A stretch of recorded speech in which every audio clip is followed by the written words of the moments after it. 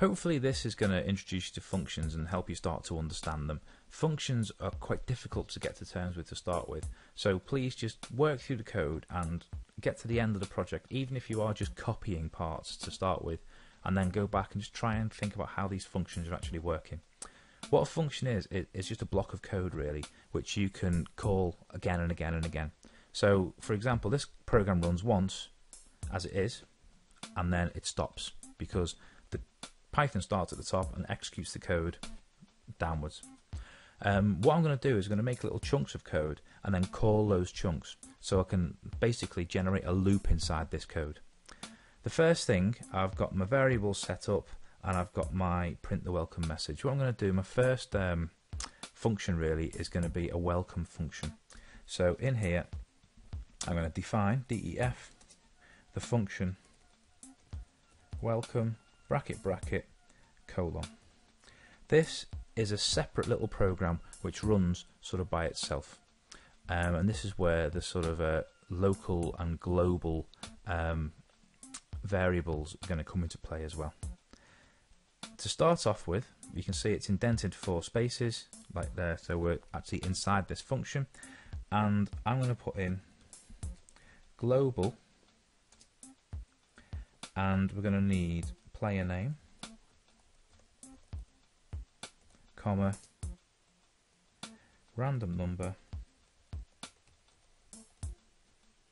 and that will do us for now. These two global functions, because this runs by itself, if I don't tell it there are global variables outside of the function, because the function is self-contained, it won't be able to update these, and then they'll stay as 0 even though it will look as though they've updated. This now needs to, I'm just going to bring in my 2 prints, so 1 2 3 4 or tab. So now when this runs, it's going to print my start message.